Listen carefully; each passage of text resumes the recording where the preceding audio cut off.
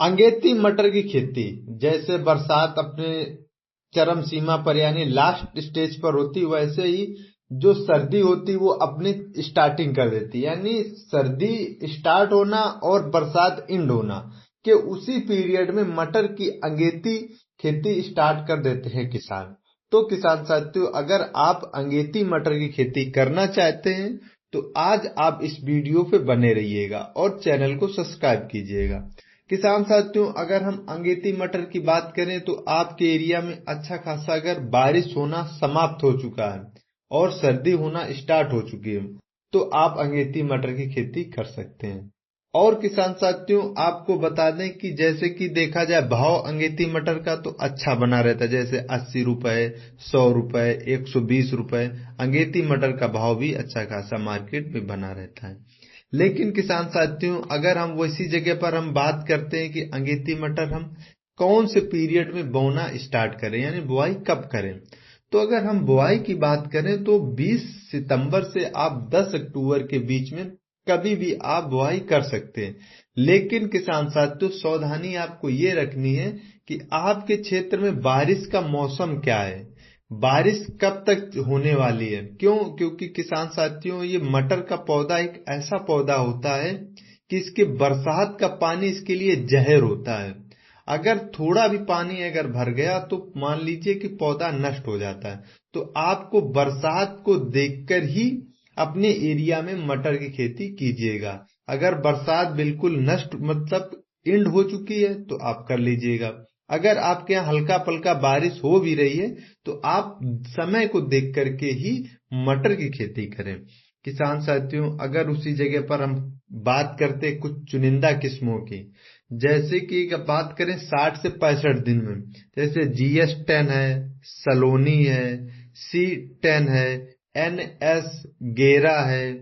लेकिन इसमें से और अच्छी अपडेट वर्जन में अच्छा पैदावार देने वाली इस साल किस्में आई हुई हैं, जैसे कि AP3 है, M7 है।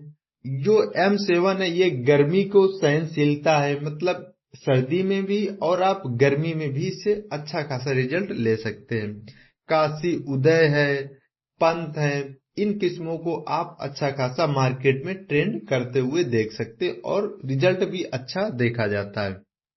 किसान साथियों, अगर इसी जगह पर हम देखते हैं कि बीज की मात्रा कितनी होना चाहिए प्रति एकड़ में, तो अगर देखा जाए तो 70 से ना आप 60 के बीच में अपने खेत में बीज की मात्रा आप डाल सकते हैं। और अगर यहीं पर हम बीज उपचारित की बात करते हैं तो किसान साथियों, बीज उपचारित करना बेहद जरूरी है।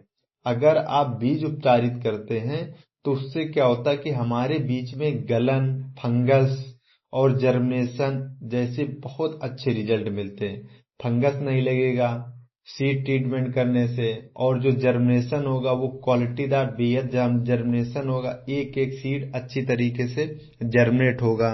तो आप बीज उपचारित करना मत भूलिएगा, जैसे कि बायर कंपनी का रिएटीज आता है, धानुका कंपनी का वीटामैक्स पावर आता है, या आप कार्बेंडाजिम या मैंकोजिम से भी आप बीज को उपचारित कर सकते हैं।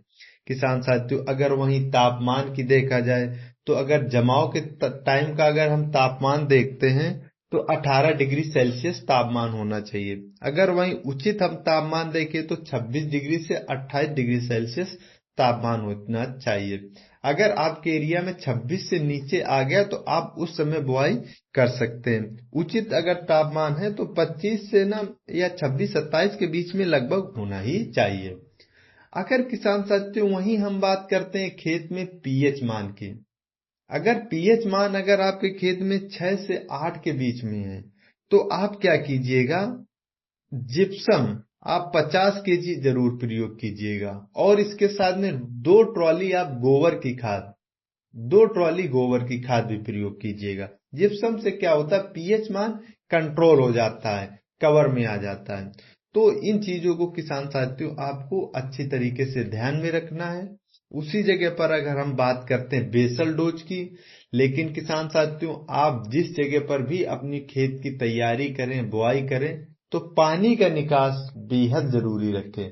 क्यों? क्योंकि पानी का निकास अच्छा रहना चाहिए, क्योंकि हम इसमें ना गहरी सिंचाई नहीं कर सकते हैं पानी बरसात का हमें अच्छी तरीके से जल्दी प्रबंध होना चाहिए, बरसे और तुरंत निकल जाए। अगर हम हल्की बारिश हो रही है या गहरी सिंचाई हो गई तो हमें तुरंत पानी का निकास होना चाहिए। तो उस जगह पर आप मटर की खेती करना चाहिए आपको। अगर देखा जाए, अगर दलहनी फसलों में सबसे ज्यादा सल्फर का प्रयोग होता है, जैसे कि रोगों से लड़ने का, कीट पतंगों से लड़ने का, उपज में क्षमता बढ़ाने की, मतलब उपज अधिक देने की, तो सल्फर का बेहद अच्छा प्रयोग होता है। तो किसान साथियों, आप सल्फर का बेहद ज्यादा ध्यान में रखकर उपयोग कीजिएगा।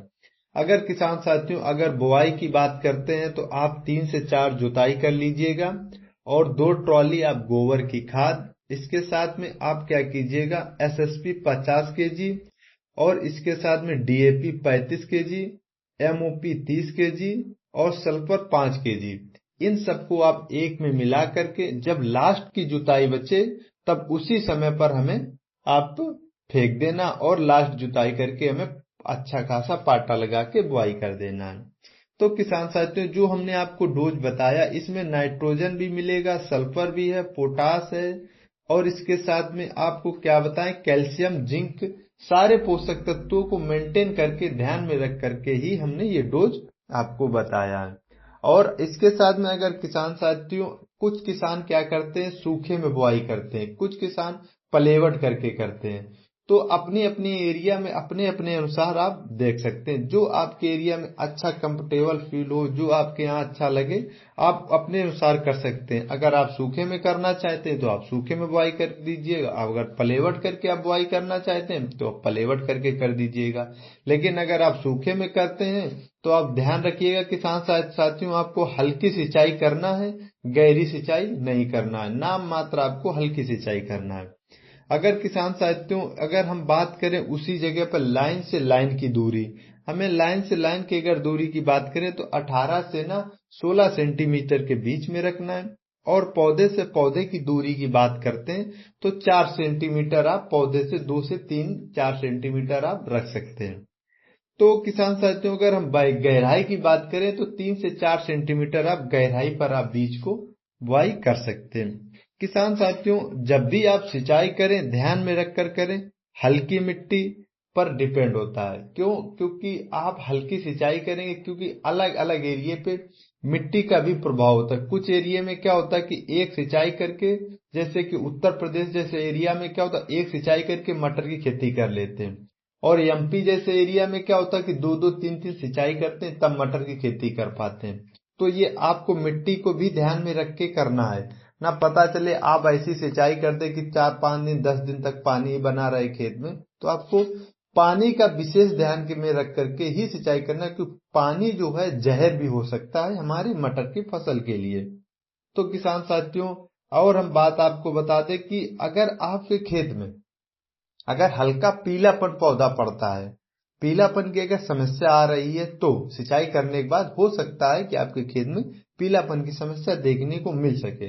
तो आपको क्या करना, फेरस सल्फेट आपको 10 kg और अमोनिया सल्फेट आपको क्या करना है 10 kg, ये दोनों 10-10 kg 1 एकड़ के हिसाब से डोज में बता रहा हूं आपको, लेकर के खेत में छिड़क देना है, ताकि जो पीलापन होगा वो जड़ से खत्म हो जाएगा।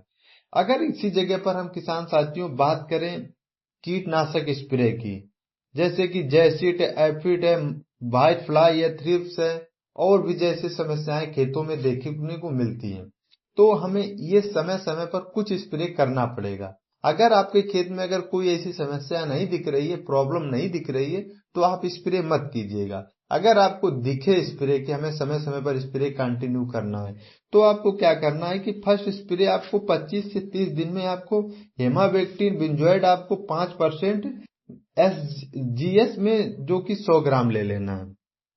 अगर किसान साथियों इसमें बात करें उसी जगह कर पूरा फेनोफेक्स आपको अगर क्या करना है, ले लेना है। पुरफेनोफेक्स आपको 50% ईसी में 200 ml ले लेना है।